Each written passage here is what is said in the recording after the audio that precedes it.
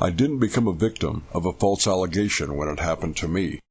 I became another recruit in the war against it.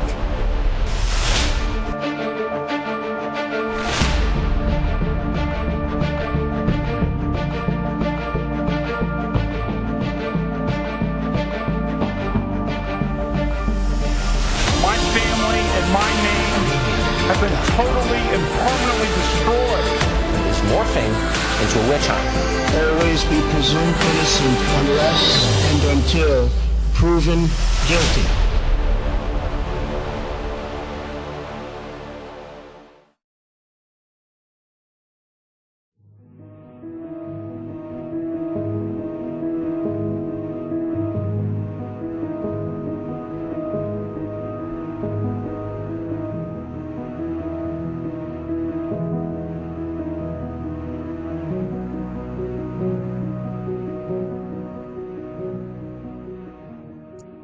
In 1692, several young, impressionable females of the small New England village of Salem, Massachusetts Bay, claimed to have been possessed by the devil, allegedly after hearing stories of the occult and supernatural from a slave named Tituba, a native from the Caribbean island of Barbados.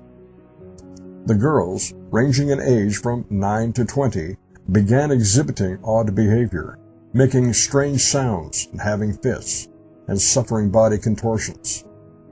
The symptoms began first with the two girls closest to Tituba and then spread to their friends.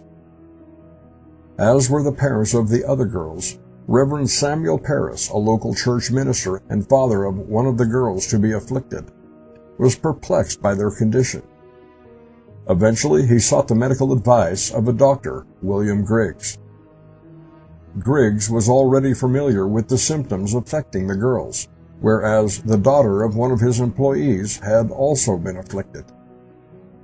After examining the Parris girl and finding no medical explanation for her behavior, it was Griggs' expert opinion that the girl had been bewitched by someone practicing witchcraft in the community.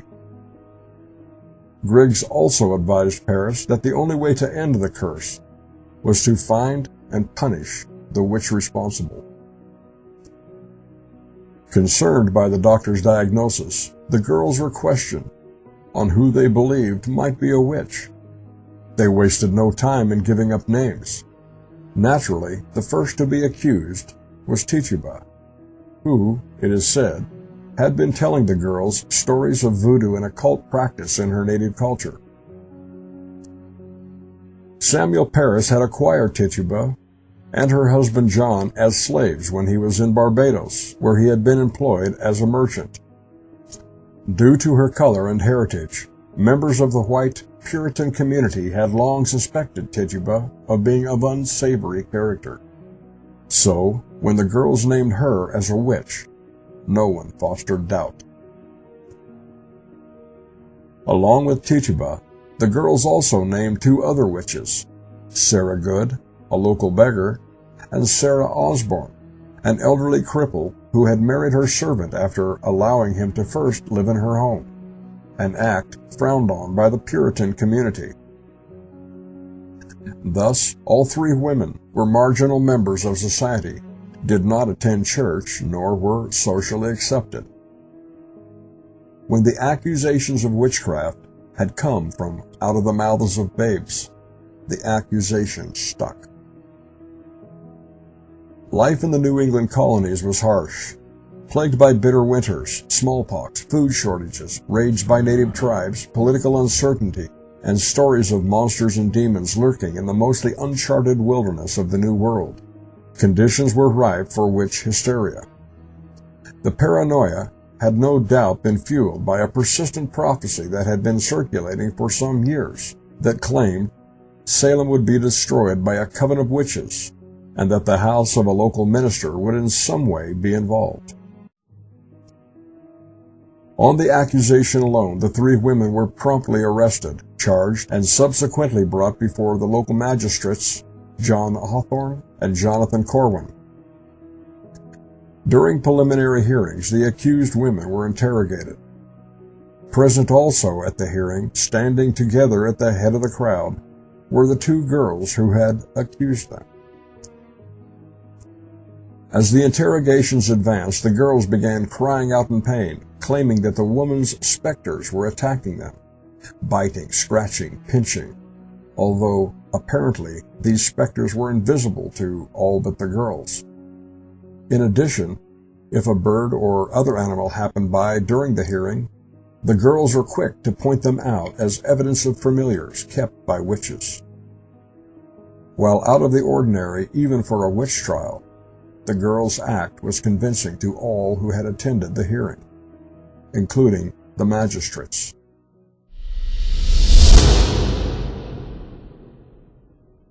Things were already looking grim for the accused women. Then came the bombshell. While Sarah Good and Sarah Osborne maintained innocence, Tituba eventually confessed to being a witch. Moreover, she named Good and Osborne as associates who often participated in rituals during nighttime rendezvous. Additionally, Tituba admitted that she had even signed her name in blood in a book carried by a tall man with white hair and dressed in black. The magistrates took this as proof that Tituba had made a pact with the devil. It might have been the case that Tituba believed that by confessing she was actually saving her own self from the gallows. Unlike Europe, where a confession was required before being executed, guaranteeing death, in the American colonies, a person accused of witchcraft could be spared from execution for a lesser sentence if they quickly confessed. Otherwise, if ultimately tried and convicted, they would be executed. Historically, few were ever acquitted of the charge of witchcraft or heresy. Tituba's confession only fueled the paranoia frenzy that had been brewing. It was now confirmed. Witches were in Salem and had hexed innocent children. If there was one witch, Tituba, there were more. Witches, it was believed, seldom practiced alone, but rather in groups called covens.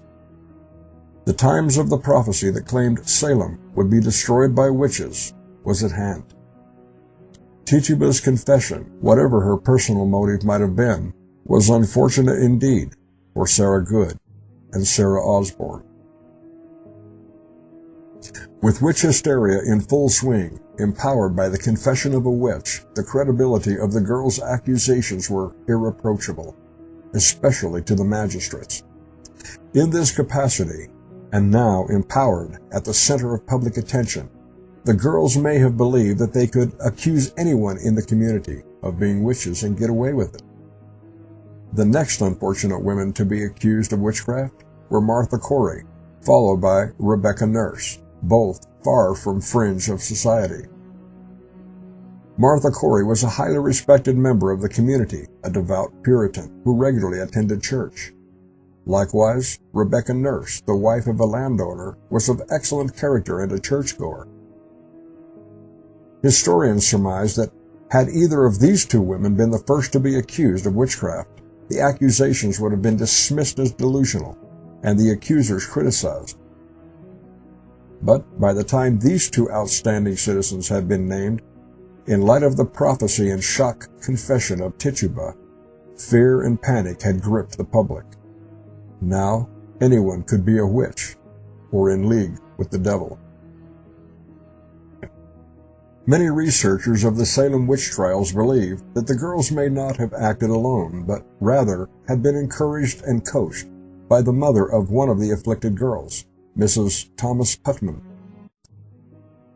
Mrs. Putman began alleging that she too was being attacked by specters, and before long, several other adults began complaining of specter attacks.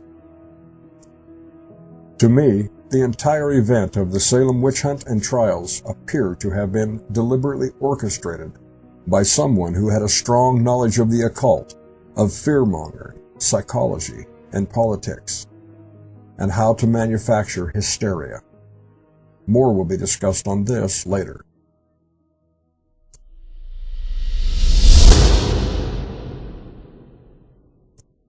Under the pain of induced torture, fearing for their lives and terribly missing their families, often their children, many of the accused eventually confessed while giving up more names of other supposed witches.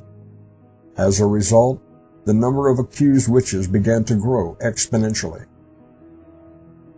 To end their suffering, any name that came to mind would do, even if it were someone suggested to them whom they had barely heard of from a distant village. As the arrest interrogations proceeded, people began to fear being accused more than they feared a witch. In all, the accusations of witchcraft had affected approximately 150 people from 22 separate villages who languished in jail, awaiting their day in court.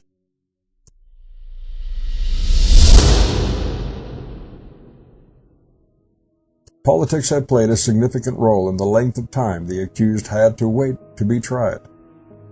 At the time the accusations were being made, and the accused being arrested, New England was in political limbo. Massachusetts Bay Colony had been established as a self-governing Puritan colony in 1629 and 30. Under that charter, capital offenses could be lawfully tried and decided internally without royal consent.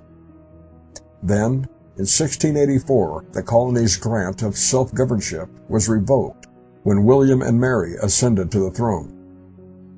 As a result, capital offenses could no longer be tried without the Crown's consent. Awaiting consent via ship resulted in long spells in jail for the accused before their case could go to trial, meanwhile growing weaker mentally and physically. Then, in 1691, a revamped charter established a new royal government. Then, in 1692, some months after the arrests had been initiated, with many suffering and ill in jail, a new governor, Sir William Phips, was appointed by the British Crown. Under the new charter, Phips was authorized to establish courts to try capital offenses, and with that began the notorious Salem Witch Trials.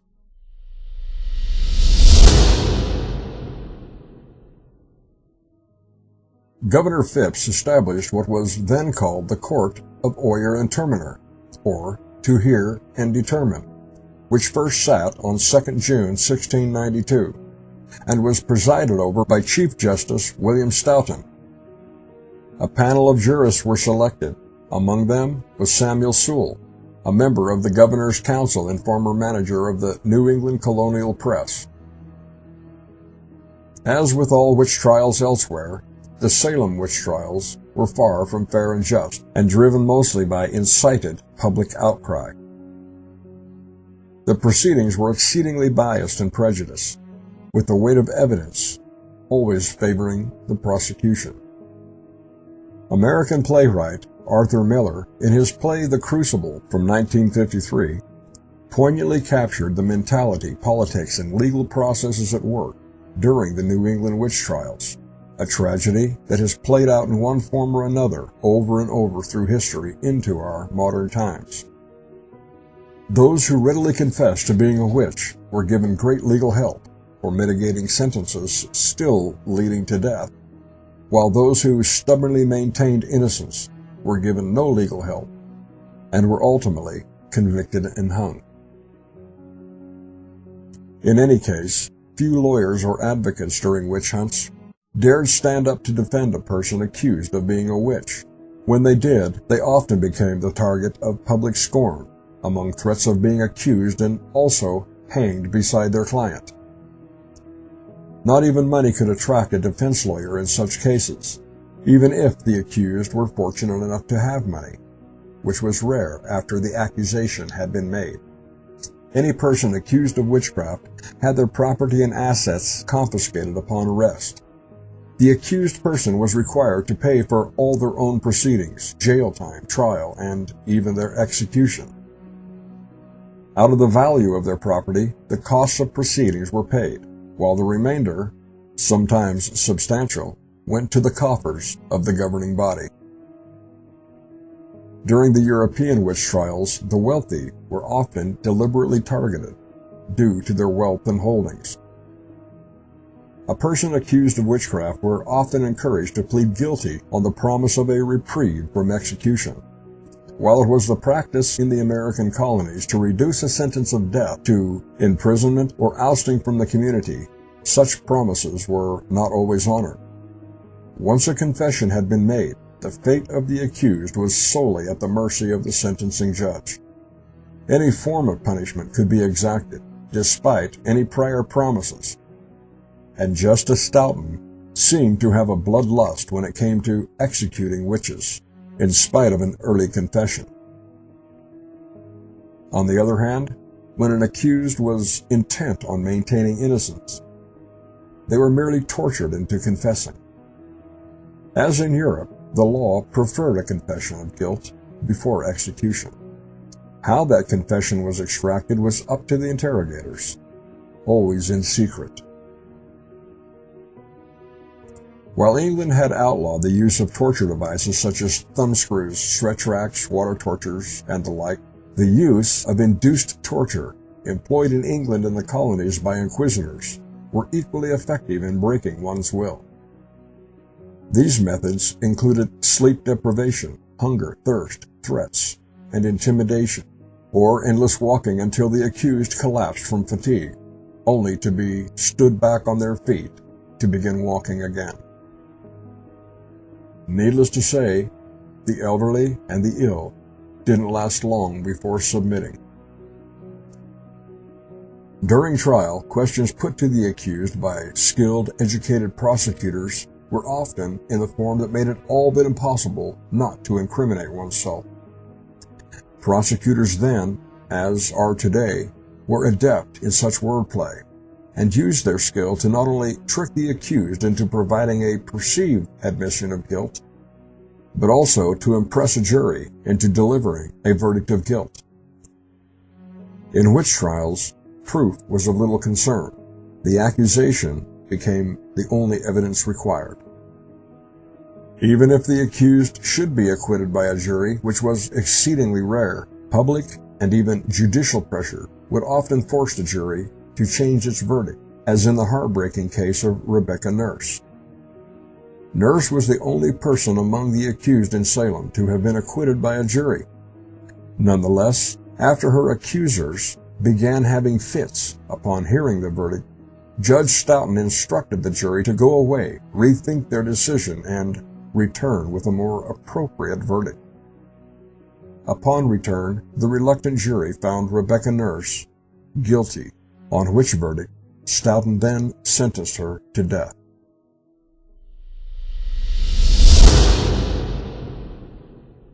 Salem was not unique, where young children experienced fits that were subsequently blamed on a witch, commonly a hapless old woman. Such cases had occurred in Europe and England, such as in the Warboy witch trial.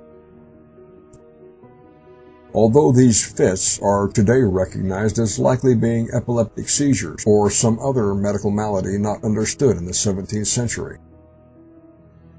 But Salem was unique, however, in the number of girls affected in one small community, and in the number of accused witches that resulted. There were primarily 10 young women and girls at the center stage of the Salem Witch Trials, ranging in age from 9 to 20. These were Elizabeth Parris, age 9, Abigail Williams, age 11, Ann Putman, age 12, Mary Wilcott, age 16, Elizabeth Hubbard, age 17, Elizabeth Booth and Susan Sheldon, both 18, Mercy Lewis, 19, and Mary Warren and Sarah Churchill, both age 20. Among the first girls to display odd behavior was Elizabeth Parris, the daughter of Reverend Parris, and her cousin, Abigail Williams. Both girls were in frequent contact with the Reverend's house servant, Tituba, who, as previously stated, might have stimulated the girls' imagination with stories of the occult. From these two girls, the odd behavior eventually spread to the other girls. Salem, as with other colonial villages at the time, was small in population and, as a result, was a fairly closed society, where everyone knew everyone else. Naturally, under those conditions, the young women and girls would have grouped together. As girls do, they would have shared stories, fantasies, and secrets, as well as making up games to keep them occupied. In such close contact, over a period of time, they would have also transferred each other's characteristic behaviors and quirks. Some historians have suggested that the girls might have dabbled for fun or dare in the occult, inspired by Tituba, without comprehending the severity of the act from the viewpoint of adults or the law. If such had been the case, it is possible that one or two of the girls might have come to believe they were actually possessed by the devil, given the overactive imagination of children, and then caused sympathetic symptoms in the other girls. Naturally, it would not have fared well for the girls to admit to having played around with the occult, however innocent. So, when the opportunity arose to blame their symptoms on a witch, they took it. Furthermore, Reverend Parris had no doubt told at least his own 9-year-old daughter that they could be cured if the witch were to be caught and punished, as he had been advised by Dr. Griggs. Many theories for the cause of the girls' odd behavior had been suggested over the years. Some historians have pointed out that the symptoms displayed by the girls could have been caused by ergo, a fungal disease that occurs in cereal crops used to make flour and is known to cause blood poisoning as well as delusions and hallucinations, even death. Ergo has been a problem in cereal grain, causing illness and death throughout history. However, if some form of food poisoning had been at work, many adults and even boys would have also been affected, not just a handful of girls. No male children are recorded as exhibiting the symptoms as were displayed by the girls. It is suspicious that young males and even older men and women were apparently excluded from the witch's enchantment that caused fits. Whatever the cause of the odd behavior, whether faked or some unknown but legitimate medical condition, the majority of the girls seemed to have no conscience when it came to accusing people of being witches, even knowing that the accused would suffer terribly before finally being hung at the gallows. Indeed, as the trials progressed, the girls seemed to enjoy their victims' suffering, even empowered by it, as much as they enjoyed being the center of attention, and thus embraced the role all the more. An exception is found in the cases of Sarah Churchill and Mary Warren, both aged 20. Sarah Churchill actually admitted to deceiving the court when her employer, George Jacobs, was arrested on her accusation. Likewise, Mary Warren began to have second thoughts when her employers, John and Elizabeth Proctor, were arrested in jail and their property confiscated, leaving Mary in charge of their 5 children.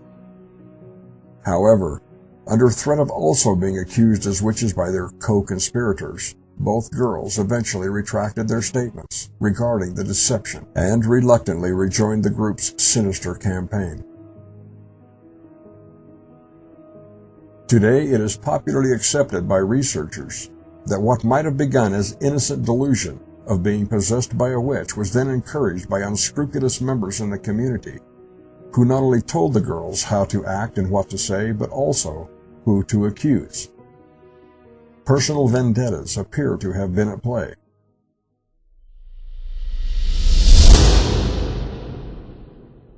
Defamation is extremely hard to defend.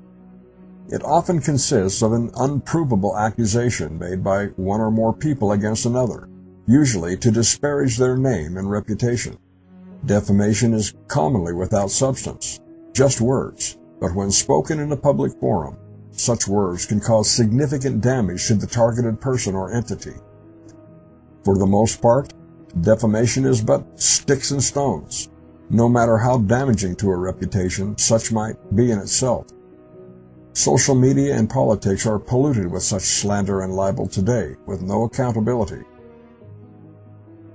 But when an accusation suggests a potential serious offense against the law, it often invites a criminal investigation, which can snowball out of control when a presumption of guilt is present, especially during the midst of hysteria.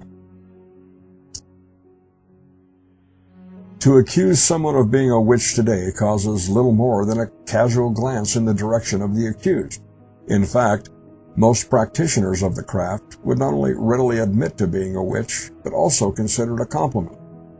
But between the 14th to 18th century, the same accusation would mean certain death by fire, hanging, or some other gruesome method, typically after a long ordeal of torture, with no proof required. Evidence to prove such an accusation was of little importance during the time of witch hunts of old. The accusation itself was all that was required to initiate a judicial proceeding, beginning with the immediate arrest of the accused person. Guilt was already presumed, or why would someone make such an accusation, especially if it had come from the mouth of a child?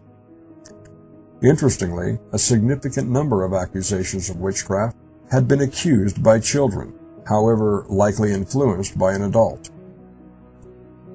From the first report of an accusation, it was just a matter of going through the legal motions, by whatever means, to secure a confession or a conviction. Either one led to death or imprisonment. The young British colonies of New England were only slightly more civil when it came to proof than their European and Scottish counterparts at the time. American colonial courts usually, but not always, required some form of corroborating evidence to support the allegation. But even that evidence was often as flimsy as the bare accusation itself. As already shown, such proof during the Salem Witch Trials consisted of coincidental or vague circumstantial evidence, such as an animal appearing in the vicinity, or the sudden death of a neighbor after an argument, or the deliberately staged reactions by young girls in the form of fits or attacks by invisible specters. Nonetheless, this was convincing evidence enough to the judges and jury of the day. In Salem, while the so-called specter evidence committed the majority to the gallows, there were equally flimsy tests used to satisfy guilt, which still depended on the behavior of the girls. As an example, during the hearings, the group of girls would stand together directly in front of the judge, the jury, and the accused, where their reactions could be readily seen. Naturally, the accused person would, on occasion, glance at one of the girls, even if inadvertently. On such an occasion, the girl would collapse in a fit, which was taken to mean that the accused had hexed her by some means. This would commonly be followed by another reliable test, called the touch test. If the afflicted girl did not come out of the fit, the accused would be ordered to touch the girl. If upon the touch the fit stopped, it was taken as proof that the accused was indeed a witch, having the power to heal. Few seemed concerned that the girls might have been faking their afflictions, or might have been coached to do so by an adult standing behind them, a poke in the back, or a feigned cough that might cue the girl into a pre-planned reaction. Understandably, to even hint that the girls might be incredulous was to invite scorn and possibly death. Neither was motive to make false allegations dare considered, although there was no shortage of them. While being a relatively small, closed community, there were nonetheless jealousies and resentments. For example, in the early phases of the hysteria, John Proctor had allegedly beaten his servant, Mary Warren, for having fits and accusing people of witchcraft. And for a while her fits ceased, and she acted normal, but eventually rejoined the group of girls under pressure. Likewise, Sarah Churchill might have held a grudge against her employer, George Jacobs, whom she accused, then later attempted to retract, to no avail. As servants, the girls would have occasionally been mistreated, if in their view, and might have wished to satisfy a vendetta. Historically, men of those days, as still too many today, would have held a woman only slightly higher than they did their slaves. Reverend George Burroughs, who officiated at the Salem Church, between 1680 and 1682, prior to Anne Putman's birth, once lodged with the Putman family, and supposedly incurred the wrath of Mr. and Mrs. Putman. Mrs. Putman, as will be recalled, is suspected by historians of having encouraged at least her daughter Anne, if not other girls and possibly other adults, of making accusations and feigning enchantments. Burroughs was accused of having his specter attack Anne, which, on one occasion, allegedly left teeth marks said to have been a match for Burroughs' teeth.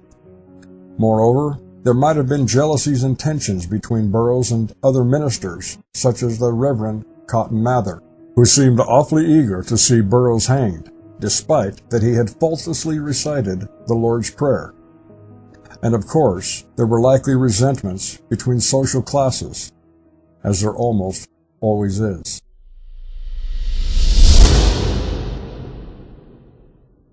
By the peak of the witch hysteria, the group of girls could accuse almost anyone of being a witch and see them promptly arrested, treated like animals, their property confiscated, jailed, shackled, and subjected to grueling inquisitions and lawful torture, pending a confession or trial. Many well-respected, upstanding members of Salem and surrounding villages, such as Nurse and Corey, were accused along with the undesirables, such as were Tituba, Good, and Osborne. The girls' word alone would mark the end of life for 22 people, while irreparably damaging what life was left for another 140 or so who yet languished in prison. Among those condemned were also those who dared to stand up in defense of an accused person, or even questioned the girl's credibility. These honorable but unfortunate people were then accused of being witches and, save for one who escaped and fled, were also executed alongside those they had attempted to defend. Such was the mindless mentality of witch hysteria, not uncommon in such types of hysteria generated in our own modern times.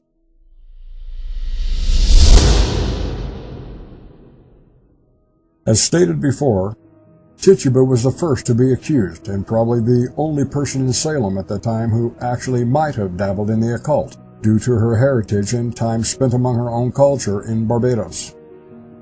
As will be recalled, Tituba confessed to being a witch and signing a pact with the devil not long after being arrested.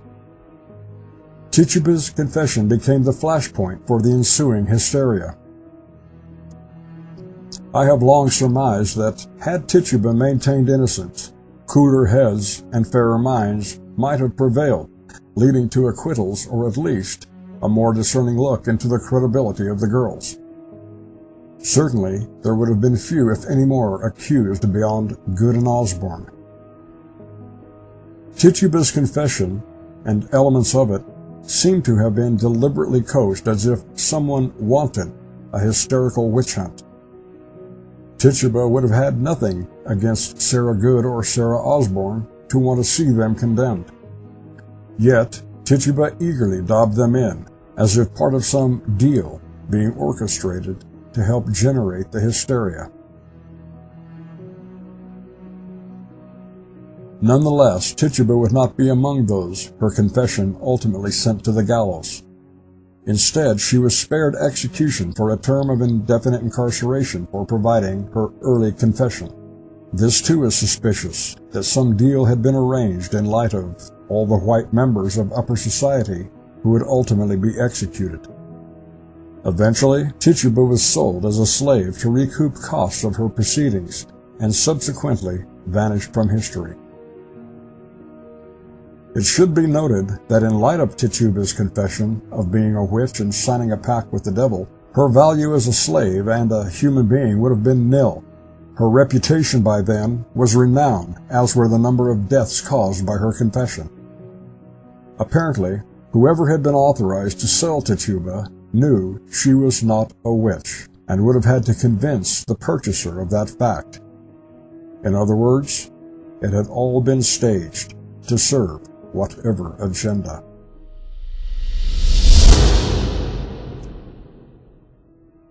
Among the first to be accused by the girls was, of course, Sarah Good, a poor woman who had resorted to begging to feed her family, primarily due to having an indolent husband. Sadly, it was because of her very circumstance that no one protested the accusations made against her. Tituba's confession sealed her fate, and on 19 July 1692, Sarah Good was hanged at Gallows Hill.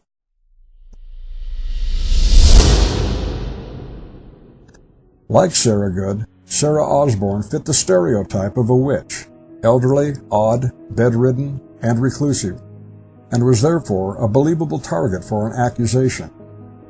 Osborne had been married several times, but when she allowed her servant to live with her in her home before marriage, the Puritan community condemned her as being of unsavory character.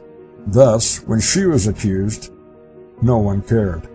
Certainly, some of those among the self-righteous and judgmental of Salem's upper society would ultimately come to know firsthand her heartbreak, fear, and suffering after finding themselves also accused, with a noose around their neck. Although she no doubt would have met with the hangman in due time, weak, frail, and broken, Sarah Osborne died in prison, as would another accused, Anne Foster.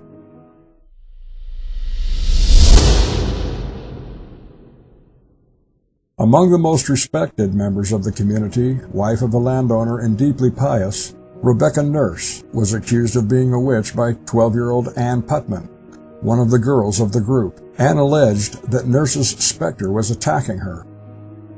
Anne's mother, Mrs. Thomas Putman, also alleged the same specter attempted to make her sign a pact with the devil.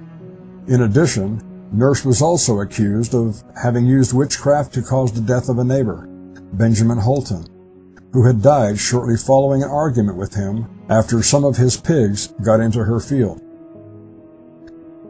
Rebecca Nurse was the only accused person to have been acquitted by a jury during the Salem Witch Trials. However, upon hearing the verdict, Ann Putman and some of the other girls went into fits, no doubt coached to do so in the event by Mrs. Putman. Chief Justice Stoughton was so impressed by the girls' reaction to the verdict that he ordered the jury to reconsider their decision. No doubt fearing for their own lives, they retired briefly and then returned with a guilty verdict. One can only imagine the shock and heartbreak Rebecca must have felt at that point. Judge Stoughton sentenced her to death. However, shortly afterwards, a large group of her friends petitioned the governor to have her sentence set aside. At first, the reprieve was granted, but under political pressure, it was later revoked. Rebecca Nurse was hanged at Gallows Hill on 19 July, 1692.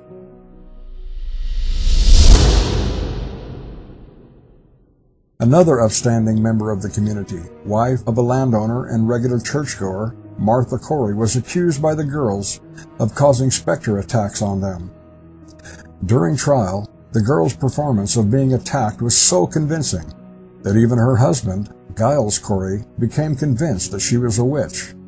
Karma would later avenge that betrayal. Naturally, Martha Corey was convicted and sentenced to death. She was hanged on 27 September, 1692.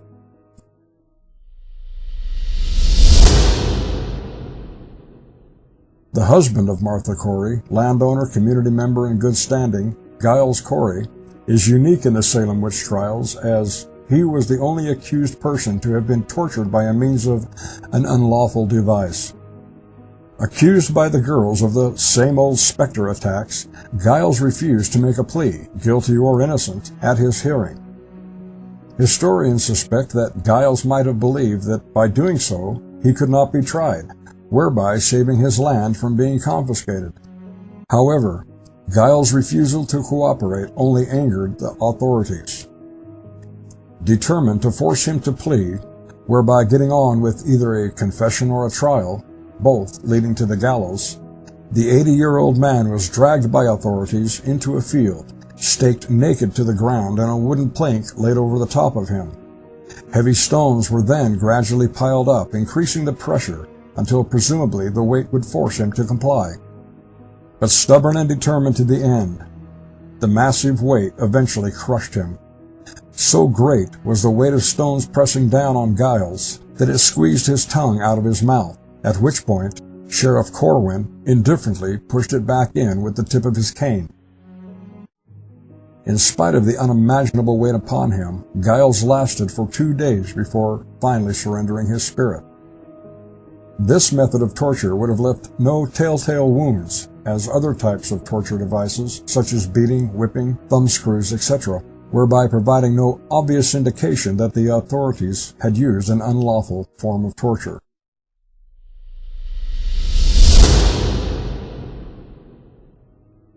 As the hysteria continued and more upstanding community members were being accused and jailed, people began fostering doubts about the girls' accusations. Dudley Bradstreet, a local justice of the peace, was among those who had grave concerns about the integrity of the girls. Unfortunately for him, he dared to protest. Bradstreet refused to sign any more arrest warrants. As a result, he was promptly accused of being a witch, but was lucky enough to escape and leave the region before he could be jailed, tortured, and ultimately hanged.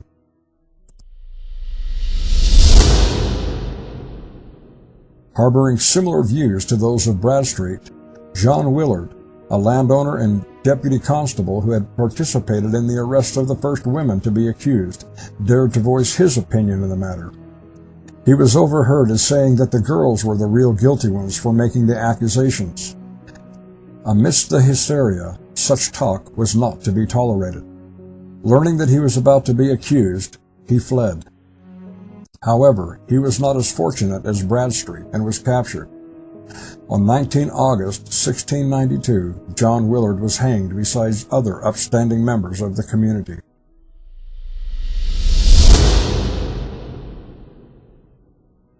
Reverend George Burroughs was accused of being the leader of the coven and the tall man in black who had made witches sign the pact with the devil by signing their name in a black book. Where such a person had figured into the prophecy, Burroughs stood no chance against the frenzy mob seeking blood. At his hanging on 19 August 1692, he shocked the crowd of spectators when he recited the Lord's Prayer perfectly without pause. It was believed at the time that reciting the Lord's Prayer was a feat beyond the capability of the devil, and some in the crowd cried out to spare him the noose. However, another minister, Reverend Cotton Mather, whose beliefs and writings on witchcraft helped to generate the hysteria, gave a persuasive argument that the devil's work was afoot, and George Burroughs was hanged.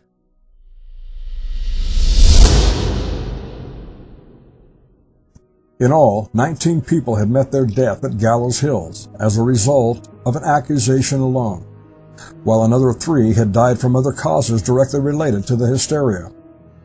Bridget Bishop was the first to be hanged on 10 June 1692, just 8 days after the Court of Oyer and Terminer had commenced. Bishop was followed by Sarah Martin, Elizabeth Howe, Sarah Wiles, and Sarah Good on 19 July. Next to be hanged were Martha Carrier, George Burroughs, John Willard, John Proctor, and George Jacobs on 19 August. The last day of executions was on 22nd September, which took the lives of Alice Parker, Martha Corey, Mary Esty, Margaret Scott, Ann Puddeter, Mary Parker, Samuel Wardell, and Wilmot Redd. Sarah Osborne and Ann Foster died in prison, chained to a stone wall, too weak and elderly to endure it. Giles Corey died in a field naked and staked to the ground, effectively murdered by authorities because he refused to make a plea. And still awaiting trial were around 140 or more community members languishing in prison, put there on an accusation alone, and knowing that the flimsiest of evidence to come would ultimately condemn them to death as the mindless villagers howled for more blood. Also convicted but spared from execution was Elizabeth Proctor, the wife of John Proctor, Elizabeth Faulkner, and Abigail Faulkner, due to being pregnant. It is to me disturbing that the girls would be without any conscience whatsoever to accuse a woman that was with child, knowing that the unborn child would suffer and ultimately die by the noose around its mother's neck. It is impossible for me to believe that at least one of these women was not visibly pregnant. Still, while being spared the noose, they were nonetheless cast into the squalor of prison, and most likely not fed to any degree beneficial to the child. Nonetheless, when the child of John Proctor was eventually born, he would not be there, having already been hanged. In my view, these victims should not be associated with accusations of witchcraft or witch hunts, but remembered instead for what they were, victims of political warfare and political agenda.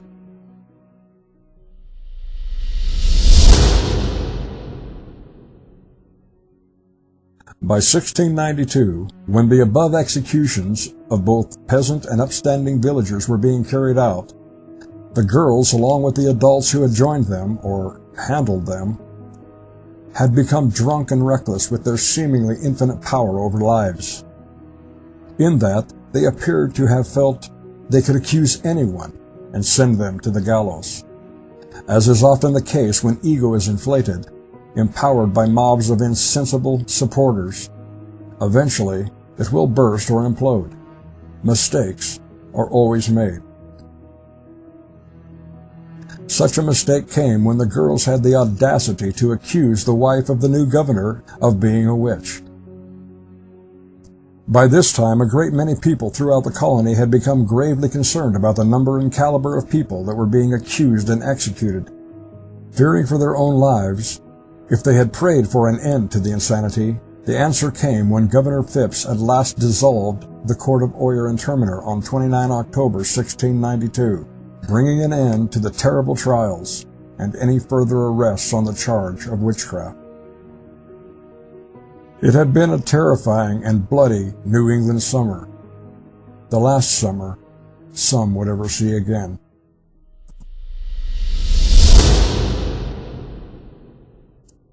As the hysteria waned and reason began to prevail, the depravity of the Salem Witch Trials began to weigh on the conscience of the community. Properties stood empty and forlorn. Friends grieved for friends lost, and children cried for their mother or father.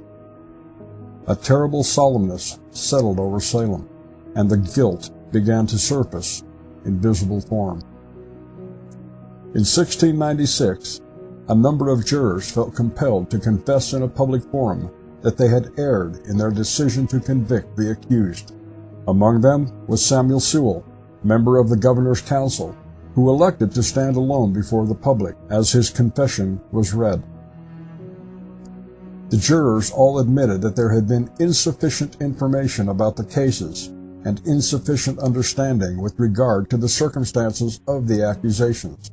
In a nutshell, they had played the better safe than sorry card, as is so commonly done in cases based only on an accusation.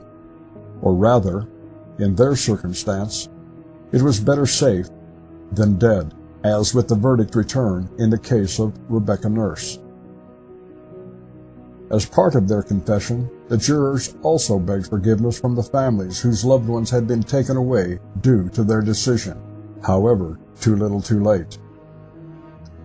But in those terrible days of Salem witch trials, no one was innocent of the injustices, not even the children, except perhaps for the very, very young. Each had in some way caused, contributed, or simply allowed it to happen, ending only when their own lives became endangered by the demon they had conjured in the absence of reason.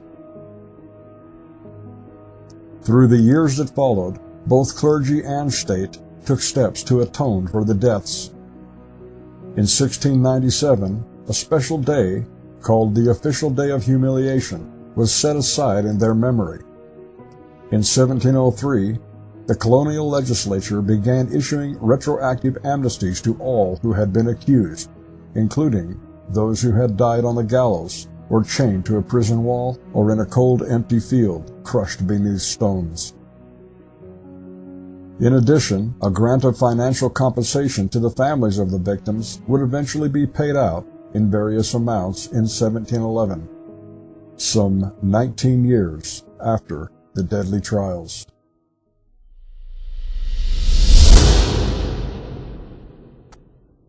Indeed, it would seem that an evil had invaded Salem, but not in the form of witches riding broomsticks. Rather, It was in the form of depraved human nature, as always. In a very real sense, the prophecy did come to pass after all. Salem had been destroyed by witches, or rather, the false allegations thereof, causing senseless death amidst zombie-like hysteria that would take many years to mend. And as for the house of the minister that was supposedly somehow connected, well, it had all begun in the home of Reverend Paris and his East Indies slave, Tituba, whether or not she had shared stories of the supernatural with young Elizabeth Paris and Abigail Williams, causing delusions of being possessed by the devil.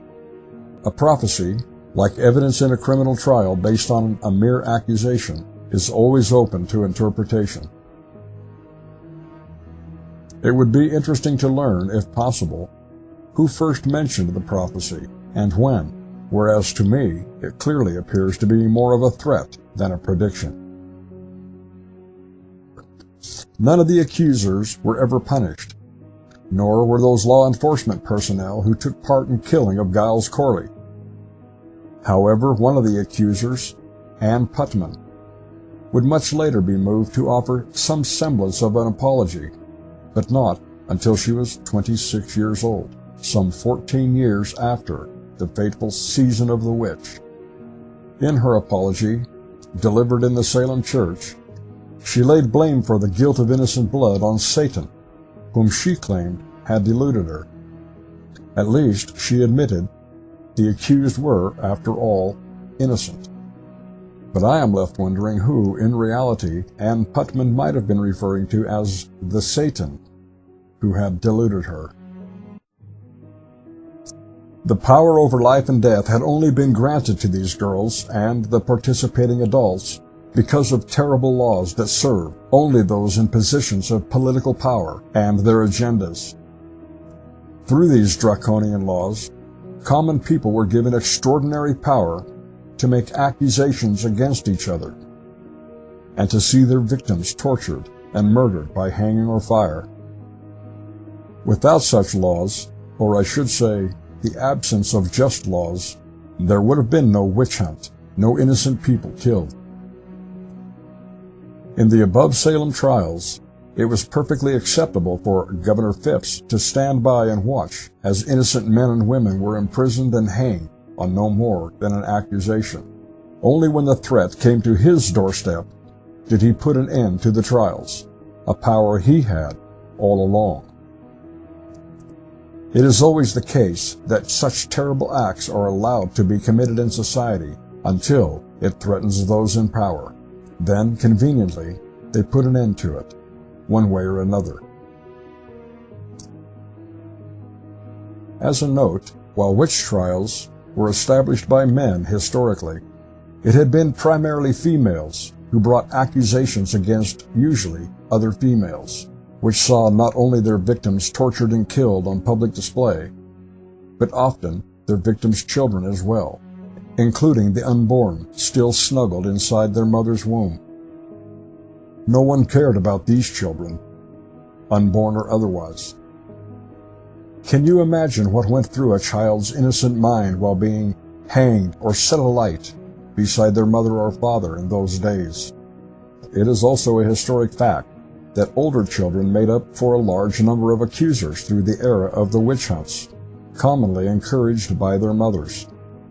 In other words, children were being used and exploited as tools for centuries, as they still are today.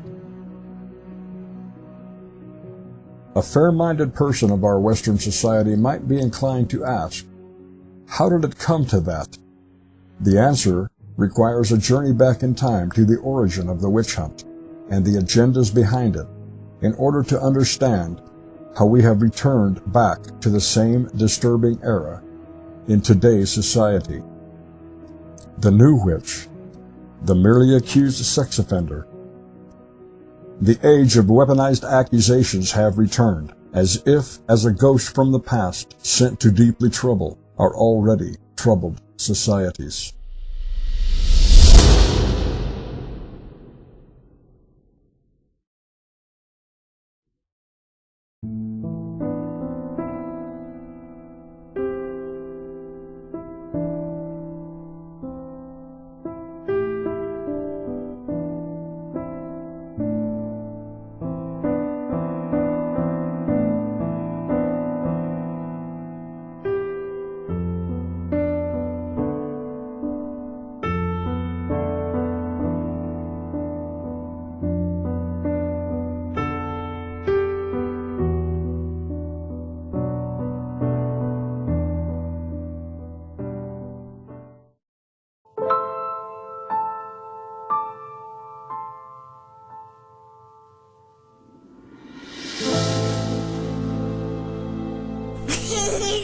Bye.